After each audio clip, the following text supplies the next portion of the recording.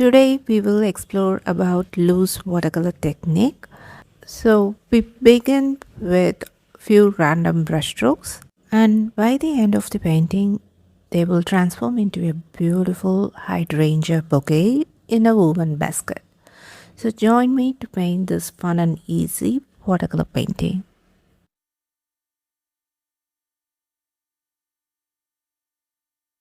I start with a light value of mauve pigment and using loose irregular brushstrokes I build the first hydrangea cluster.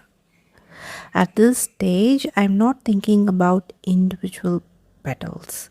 Instead I'm simply blocking the overall shape and trusting that the flowers will gradually reveal themselves as we add more layers. Next, I switch to ultramarine blue and continue building the clusters.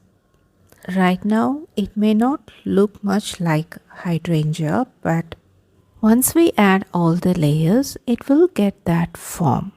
Now I add few darker strokes of ultramarine to the right side of each flower cluster because I assume the light is coming from the left, so I add this darker values on the right side of the flower. I don't paint every shadow area, just few random touches are enough to give the flower a rounded form. I created some white hydrangea and also with cerulean blue and I use different shades of blues and violets to create this bouquet.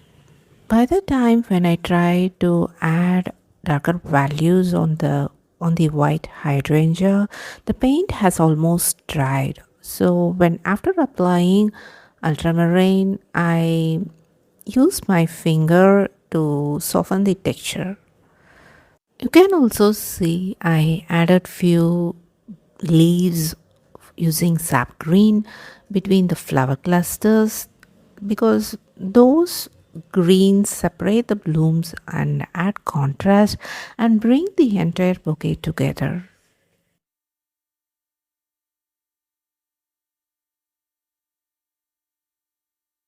After defining all the flower clusters, next I use darker value of ultramarine to add the dark shadow areas on each cluster.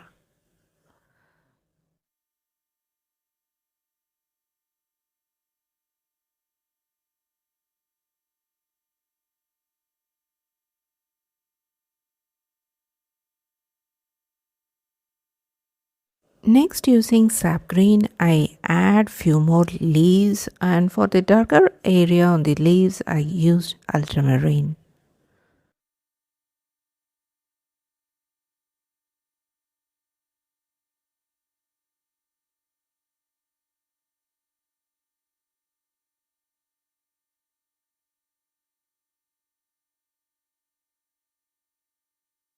The flowers are complete, but something still feels missing because they need something to hold them together, and that's where the basket comes in.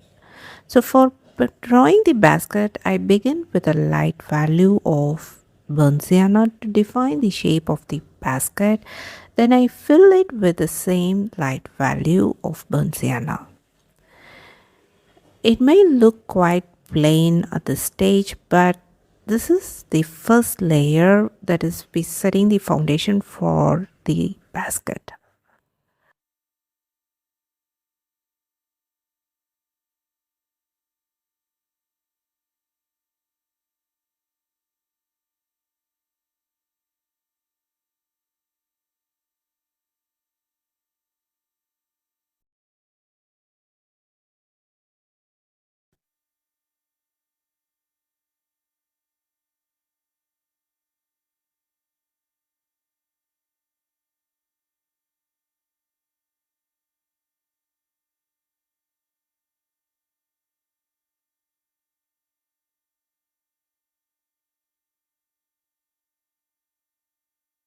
On the right side of the basket, I use a little bit darker value of burnt sienna, and I slightly blend it with the lighter value that is on the left side.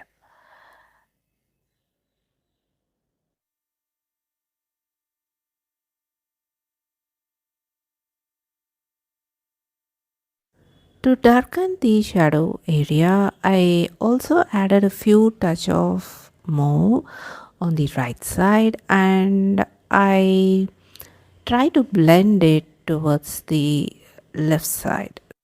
I'm also painting the shadows cast by the leaves onto the basket. For that, I'm using the mauve pigment. By adding the cast shadow of the leaves on the basket, we are doing that because it helps to connect the flowers and the basket, so it makes everything feel connected and belongs together. At this point, I notice the transition from the darker value to the lighter value for the basket isn't smooth. So I try to soften them and blend them smooth, and I thought I'm overworking it, so leave it alone rather than overwork it. Next, I'm drawing the handle of the basket using burnt sienna. Then, using indigo pigment, I add the shadow area of that handle. I fill the gap inside the basket using indigo pigment. Next step is to paint the cast shadow for the basket. For that, I begin with indigo pigment right underneath the basket where the shadow is the darkest. Then, as the shadow moves further away towards the right, I transit to the lighter value of burnt sienna. This shift from dark to light creates a natural shadow effect and also anchors the basket to the ground surface.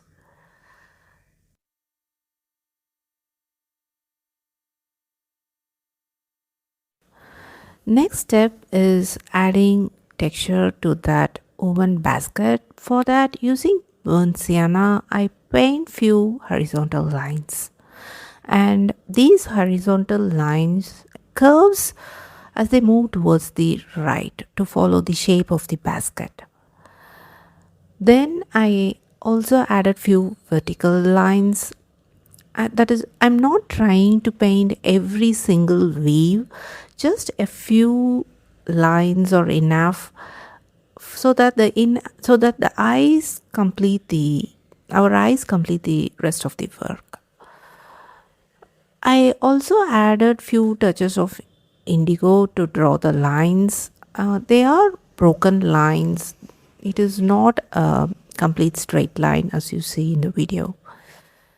This gives the basket more texture without taking attention away from the flowers.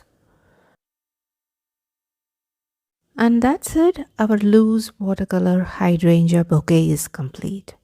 I hope this tutorial has shown you that you don't have to paint every tiny detail to create something beautiful. Sometimes a few simple brushstrokes are all it takes. If you enjoyed painting along with me, give me a thumbs up and subscribe to my channel. And thank you for watching till the end of the video. See you in my next video. Until then, take care and bye bye from Prema.